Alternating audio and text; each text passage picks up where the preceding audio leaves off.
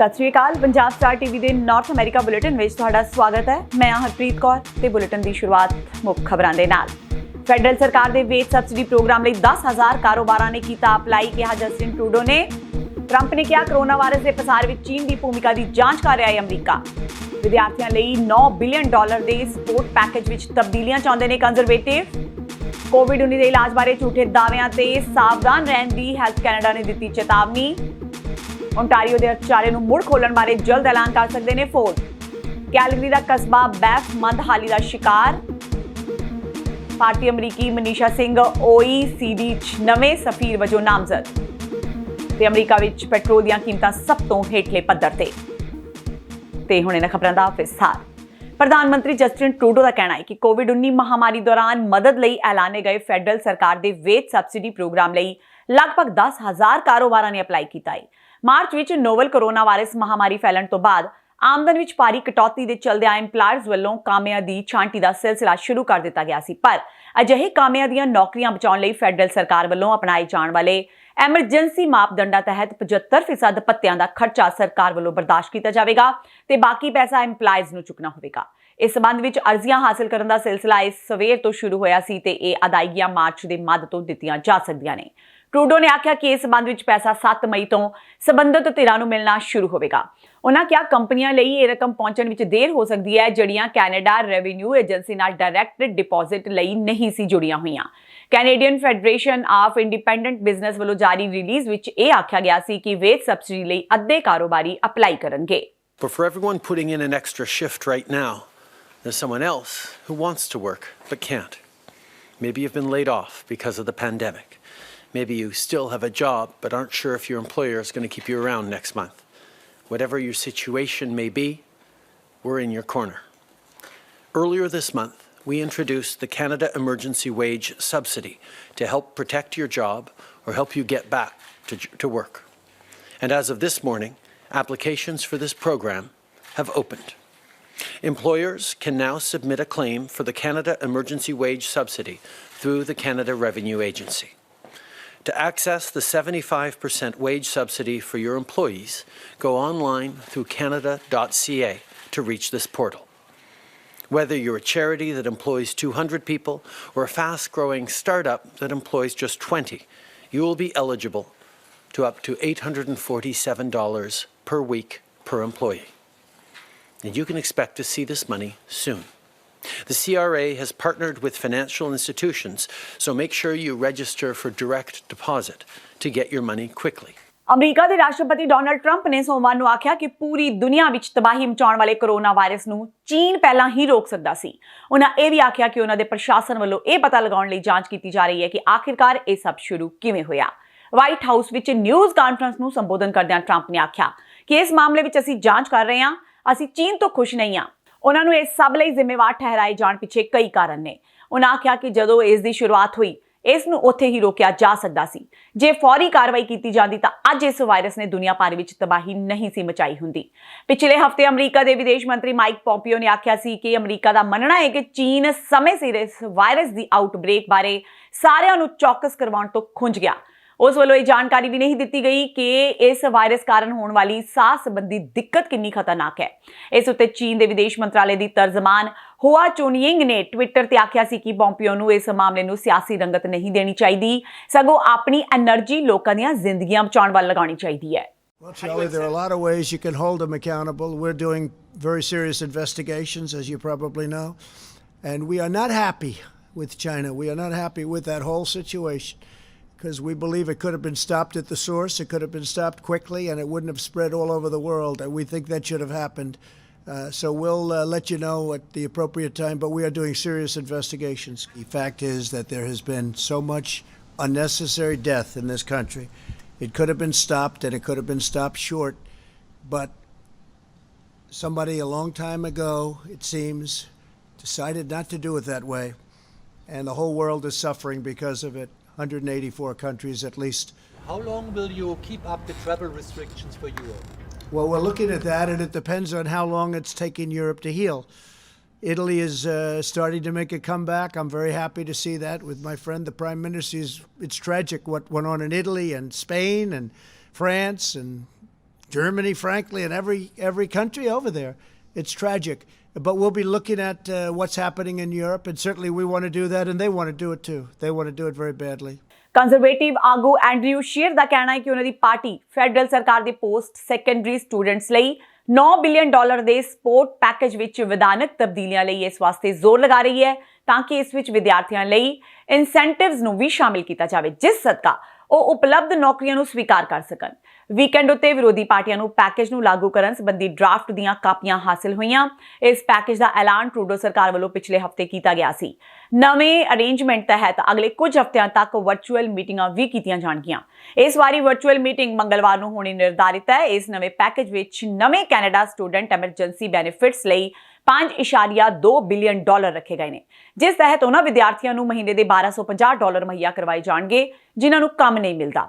ਇਸ ਤਹਿਤ $1.9 ਬਿਲੀਅਨ ਵਿਦਿਆਰਥੀਆਂ ਦੇ ਲੋਨ ਵਾਸਤੇ ਰੱਖੇ ਗਏ ਨੇ ਤੇ 912 million Canada student service grant ਲਈ ਰਾਖਵੇਂ ਨੇ ਜਿਸ ਤਹਿਤ ਅਜਿਹੇ ਵਿਦਿਆਰਥੀਆਂ ਨੂੰ $5,000 ਮੁਹੱਈਆ ਕਰਵਾਏ ਜਾਣਗੇ ਜਿਹੜੇ ਕੋਵਿਡ-19 ਨਾਲ ਸੰਬੰਧਿਤ ਪ੍ਰੋਜੈਕਟਾਂ ਜਾਂ ਪ੍ਰੋਗਰਾਮਾਂ ਵਿੱਚ ਆਪਣੀ ਕਮਿਊਨਿਟੀ ਲਈ ਹਿੱਸਾ ਲੈਂਦੇ ਨੇ। ਸ਼ੀਅਰ ਦਾ ਕਹਿਣਾ ਹੈ ਕਿ ਇਨਸੈਂਟਿਵਸ ਕਾਫੀ ਵਧੀਆ ਨੇ ਪਰ ਇਸ ਵੇਲੇ ਅਜਿਹੀਆਂ ਨੌਕਰੀਆਂ ਨਾਲ ਇਹਨਾਂ ਦਾ ਕੋਈ ਲਿੰਕ ਨਹੀਂ, ਉਹਨਾਂ ਨੂੰ ਭਰਨ ਲਈ ਕੋਈ ਇਨਸੈਂਟਿਵ ਨਹੀਂ। ਉਹਨਾਂ ਆਖਿਆ ਕਿ ਸਾਡੇ ਹਿਸਾਬ ਨਾਲ ਇਸ ਪ੍ਰੋਗਰਾਮ ਵਿੱਚ ਸੁਧਾਰ ਹੋ ਸਕਦਾ ਹੈ ਬਸ਼ਰਤੇ ਉਹ ਜਿਹਾ ਲਿੰਕ ਵੀ ਹੋਵੇ ਤਾਂ ਕਿ ਇਹ ਯਕੀਨੀ ਬਣਾਇਆ ਜਾ ਸਕੇ ਕਿ ਵਿਦਿਆਰਥੀਆਂ ਨੂੰ ਤਜਰਬਾ ਹੋ ਰਿਹਾ ਹੈ ਤੇ ਉਹ ਕੋਈ ਹੁਨਰ ਸਿੱਖ ਰਹੇ ਨੇ ਜਾਂ ਟ੍ਰੇਨਿੰਗ ਹਾਸਲ ਕਰ ਰਹੇ ਨੇ।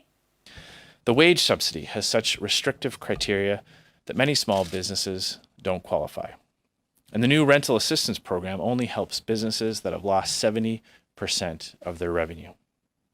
The result is that as provinces start to open their doors, businesses are going to close theirs because the Liberal government has made it impossible to stay afloat. That is wrong, and that must be fixed. Corona virus ਦੇ ਇਲਾਜ ਲਈ bleach ਦਾ ਟੀਕਾ ਲਗਾਉਣ ਦੀ ਸਲਾਹ ਸਿਰਫ America ਦੇ ਰਾਸ਼ਟਰਪਤੀ Donald Trump ਵੱਲੋਂ ਹੀ ਨਹੀਂ ਦਿੱਤੀ ਜਾ ਰਹੀ। ਅਜਿਹੀਆਂ ਕਈ ਹੋਰ ਚੀਜ਼ਾਂ ਨੇ ਜਿਨ੍ਹਾਂ ਨੂੰ ਕੋਰੋਨਾ ਵਾਇਰਸ ਦਾ ਇਲਾਜ ਦੱਸ ਕੇ ਪ੍ਰਚਾਰਿਆ ਜਾ ਰਿਹਾ ਹੈ। ਹੈਲਥ ਕੈਨੇਡਾ ਵੱਲੋਂ 101 ਉਤਪਾਦਾਂ ਦੀ ਸੂਚੀ ਜਾਰੀ ਕਰਕੇ ਕੈਨੇਡੀਅਨਸ ਨੂੰ ਇਹਨਾਂ ਤੋਂ ਦੂਰ ਰਹਿਣ ਦੀ ਸਲਾਹ ਦਿੱਤੀ ਗਈ ਹੈ। ਇਮਿਊਨ ਸਿਸਟਮ ਵਿੱਚ ਵਾਧਾ ਕਰਨ ਲਈ ਐਚਨੇਸ਼ੀਆ ਤੇ ਆਰੇਗੈਨੋ ਆਇਲ ਤੋਂ ਲੈ ਕੇ ਵਿਟਾਮਿਨ ਤੇ ਹੋਰ ਚੀਜ਼ਾਂ ਨੂੰ ਕੁਦਰਤੀ ਇਲਾਜ ਦੱਸਿਆ ਜਾ ਰਿਹਾ ਹੈ ਜੋ ਕਿ ਗਲਤ ਹੈ। ਓਜ਼ੋਨ ਲੈਂਪ ਬਲਬ ਤੋਂ ਅਲਟਰਾ ਵਾਇਲੇਟ ਡਿਸਇਨਫੈਕਟਿੰਗ ਲੈਂਪ ਧੋਏ ਜਾ ਸਕਣ ਵਾਲੇ ਤੇ ਮੁੜ ਵਰਤੋਂ ਵਿੱਚ ਆਉਣ ਵਾਲੇ ਡਸਟ ਮਾਸਕਸ ਬੋਟਲ ਸਪਰੇਅਰਸ ਪਾਵਲ ਵਾਸ਼ਰ ਜੈਲ ਆਦਿ ਨੂੰ ਵੀ ਕੋਵਿਡ-19 ਦੌਰਾਨ ਲਾਹੇਵੰਦ ਦੱਸਿਆ ਜਾ ਰਿਹਾ ਹੈ। ਕੀਚੀਜੀ ਉੱਤੇ ਰੈਜ਼ੀਡੈਂਸ਼ੀਅਲ ਪਿਊਰੀਫਾਇਰਸ ਲਈ ਇਹ ਦਾਅਵਾ ਕੀਤਾ ਗਿਆ ਹੈ ਕਿ ਇਹਨਾਂ ਰਾਹੀਂ ਖੁਦ ਨੂੰ ਤੇ ਆਪਣੇ ਪਰਿਵਾਰ ਨੂੰ ਕੋਰੋਨਾ ਵਾਇਰਸ ਤੋਂ ਬਚਾਓ। ਫੇਸ ਸ਼ੀਲਡਸ ਤੇ ਲੈਬੋਰਟਰੀ ਸੇਫਟੀ ਗਲਾਸਿਸ ਵੀ ਕੋਵਿਡ-19 ਦੀ ਹਿਫਾਜ਼ਤ ਦਾ ਹਵਾਲਾ ਦੇ ਕੇ ਵੇਚੇ ਗਏ। ਕਾਰਬਨ ਵਾਟਰ ਫਿਲਟਰ ਸਿਸਟਮਸ ਨੂੰ ਵੀ ਇਸ ਸੰਦਰਭ ਵਿੱਚ ਵੇਚਿਆ ਗਿਆ। ਕਈ ਵਾਰ ਇਸ ਤਰ੍ਹਾਂ ਦੇ ਝੂਠੇ ਦਾਅਵੇ ਉਸ ਪ੍ਰੋਡਕਟ ਨੂੰ ਤਿਆਰ ਕਰਨ ਵਾਲਿਆਂ ਵੱਲੋਂ ਨਹੀਂ ਕੀਤੇ ਜਾਂਦੇ ਸਗੋਂ ਸੈਕਿੰਡ ਹੈਂਡ ਵੈਂਡਰਸ ਵੱਲੋਂ ਕੀਤੇ ਜਾਂਦੇ ਨੇ ਤੇ ਜਾਂ ਫਿਰ Amazon, Facebook ਤੇ ਕੀਜੀਜੀ ਉੱਤੇ ਰੀਸੈਲਰਸ ਵੱਲੋਂ ਇਹਨਾਂ ਬਾਰੇ ਖਾਮਖਾ ਦੇ ਦਾਅਵੇ ਕੀਤੇ ਜਾਂਦੇ ਨੇ। ਝੂਠੇ ਤੇ ਗੁੰਮਰਾਹ ਕਰਨ ਵਾਲੇ ਦਾਅਵੇ ਕਰਕੇ ਕਿਸੇ ਪ੍ਰੋਡਕਟ ਨੂੰ ਵੇਚਣਾ ਜਾਂ ਉਸ ਦੀ ਮਸ਼ਹੂਰੀ ਕਰਨਾ ਗੈਰ ਕਾਨੂੰਨੀ ਹੈ ਤੇ ਹੈਲਥ ਕੈਨੇਡਾ ਵੱਲੋਂ ਇਹ ਸਪਸ਼ਟ ਕੀਤਾ ਗਿਆ ਹੈ ਕਿ ਕੋਵਿਡ-19 ਦਾ ਕੋਈ ਇਲਾਜ ਨਹੀਂ ਹੈ।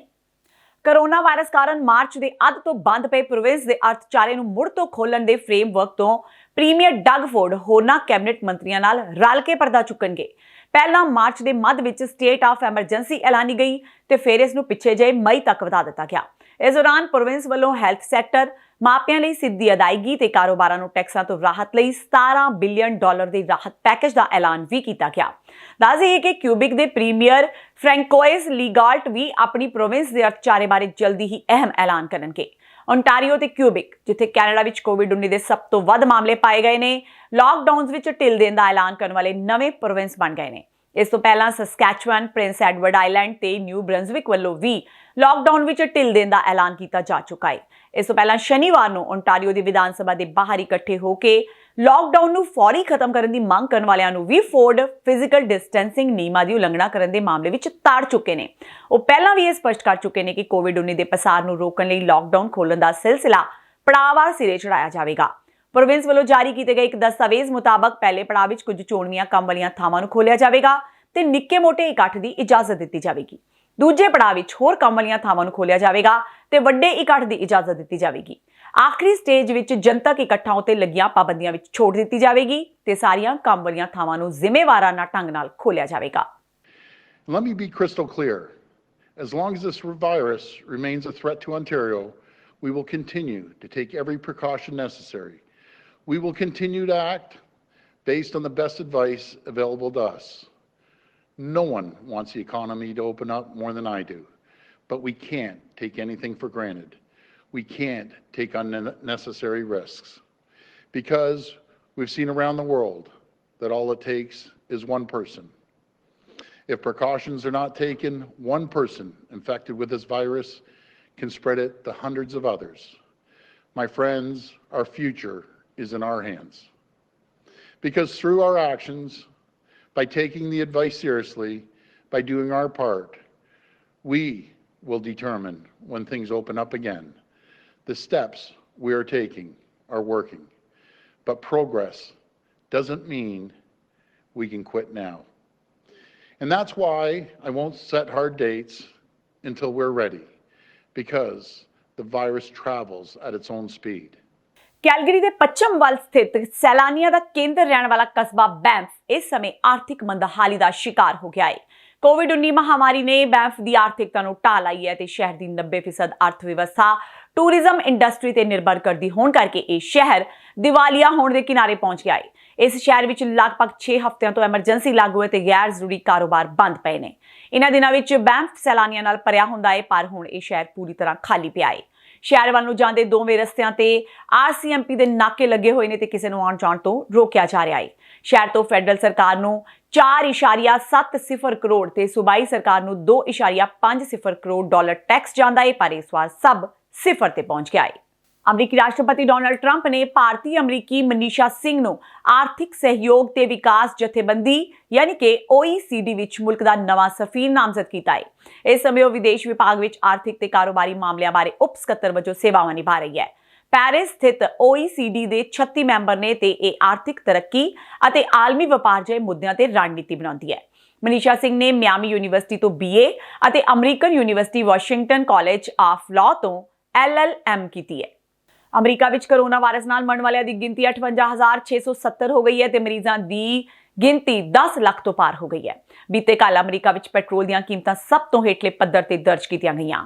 ਵਿਸਕੌਨਸਿਨ ਵਿੱਚ ਮੈਨੀਟੋਕ ਕਾਉਂਟੀ ਸੜਕ ਤੇ ਸਵੇਰੇ ਫ੍ਰਾਂਸਿਸ ਕ੍ਰਿਕ ਦੇ ਸ਼ੈਲ ਕੰਪਨੀ ਦੇ ਗੈਸ ਸਟੇਸ਼ਨ ਤੇ ਅਮਰੀਕਾ ਭਰ ਵਿੱਚ ਸਭ ਤੋਂ ਸਸਤਾ ਪੈਟਰੋਲ 75 ਸੈਂਟ ਪ੍ਰਤੀ ਗੈਲਨ ਦੇ ਹਿਸਾਬ ਨਾਲ ਵੇਚ ਰਿਹਾ ਸੀ, ਜਿਸ ਨੇ ਸਾਰੇ ਅਮਰੀਕਾ ਤੋਂ ਸਸਤਾ ਪੈਟਰੋਲ ਵੇਚਿਆ। ਇਸ ਤੋਂ ਇਲਾਵਾ ਕਈ ਸੂਬਿਆਂ ਵਿੱਚ 99 ਸੈਂਟ ਪ੍ਰਤੀ ਗੈਲਨ, ਕਈ ਸੂਬਿਆਂ ਵਿੱਚ $1 ਤੇ ਕਈ ਥਾਵਾਂ ਤੇ $1.25 ਨੂੰ ਪੈਟਰੋਲ ਪ੍ਰਤੀ ਗੈਲਨ ਵਿਕ ਰਿਹਾ ਹੈ। ਕਈ ਵੱਡੀ ਉਮਰ ਦੇ ਲੋਕਾਂ ਨਾਲ ਗੱਲ ਕੀਤੀ ਗਈ ਤਾਂ ਉਹਨਾਂ ਕਿਹਾ ਕਿ ਇਹ ਕੀਮਤ ਬਹੁਤ ਸਾਲ ਪਹਿਲਾਂ ਹੁੰਦੀ ਸੀ, ਪਰ ਹੁਣ ਇੰਨੀ ਘੱਟ ਕੀਮਤ ਤੇ ਪੈਟਰੋਲ ਮਿਲਣਾ ਹੈਰਾਨੀਜਨਕ ਹੈ। ਕਾਰਨ ਕੋਰੋਨਾ ਵਾਇਰਸ ਦੀ ਮਾਰ ਹੈ। ਜ਼ਿਆਦਾ ਸੂਬਿਆਂ ਵਿੱਚ ਲਾਕਡਾਊਨ ਹੈ, ਲੋਕ ਘਰਾਂ ਵਿੱਚ ਬੈਠੇ ਨੇ, ਟ੍ਰੈਫਿਕ ਨਾ ਹੋਣ ਦੇ ਬਰਾਬਰ ਹੈ। ਤੇ ਇਹ ਸਾਨੂੰ ਤੱਕ ਦੀਆਂ ਖਬਰਾਂ ਜਾਂਦੇ ਇੱਕ ਵਾਰ ਫੇਰ ਨਜ਼ਰ ਮਾਰਦੇ ਹਾਂ ਮੁੱਖ ਖਬਰਾਂ ਤੇ। ਫੈਡਰਲ ਸਰਕਾਰ ਦੇ ਵੇਜ ਸਬਸਿਡੀ ਪ੍ਰੋਗਰਾਮ ਲਈ 10,000 ਕਾਰੋਬਾਰਾਂ ਨੇ ਕੀਤਾ ਅਪਲਾਈ, ਕਿਹਾ ਜਸਟਿਨ ਟਰੂਡੋ ਨੇ। ਟਰੰਪ ਨੇ ਕਿਹਾ ਕੋਰੋਨਾ ਵਾਇਰਸ ਦੇ ਪਸਾਰ ਵਿੱਚ ਚੀਨ ਦੀ ਭੂਮਿਕਾ ਦੀ ਜਾਂਚ ਕਰ ਰਿਹਾ ਹੈ ਅਮਰੀਕਾ। ਵਿਦਿਆਰਥੀਆਂ ਲਈ $9 ਬਿਲੀਅਨ ਦੇ ਸਪੋਰਟ ਪੈਕੇਜ ਵਿੱਚ ਤਬਦੀਲੀਆਂ ਚਾਹੁੰਦੇ ਨੇ ਕੰਜ਼ਰਵੇਟਿਵ। ਕੋਵਿਡ-19 ਦੇ ਇਲਾਜ ਬਾਰੇ ਝੂਠੇ ਦਾਅਵਿਆਂ ਤੇ ਸਾਵਧਾਨ ਰਹਿਣ ਦੀ ਹੈਲਥ ਕੈਨੇਡਾ ਨੇ ਦਿੱਤੀ ਚੇਤਾਵਨੀ। ਓਨਟਾਰੀਓ ਦੇ ਅਰਥਚਾਰੇ ਨੂੰ ਮੁੜ ਖੋਲਣ ਬਾਰੇ ਜਲਦ ਐਲਾਨ ਕਰ ਸਕਦੇ ਨੇ ਫੋਰਡ।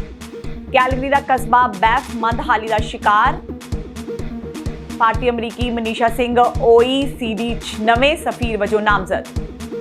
ਤੇ ਅਮਰੀਕਾ ਵਿੱਚ ਪੈਟਰੋਲ ਦੀਆਂ ਕੀਮਤਾਂ ਸਭ ਤੋਂ ਹੇਠਲੇ ਪੱਧਰ ਤੇ। ਇਸ ਦੇ ਨਾਲ ਹੀ ਪੰਜਾਬ ਸਟਾਰ TV ਦਾ ਖਬਰਾਂ ਦਾ ਇਹ ਬੁਲੇਟਿਨ ਖਤਮ ਹੁੰਦਾ ਹੈ। ਮੈਨੂੰ ਹਰਪ੍ਰੀਤ ਕੌਰ ਨੂੰ ਦਿਓ ਇਜਾਜ਼ਤ। ਸਤਿ ਸ਼੍ਰੀ ਅਕਾਲ।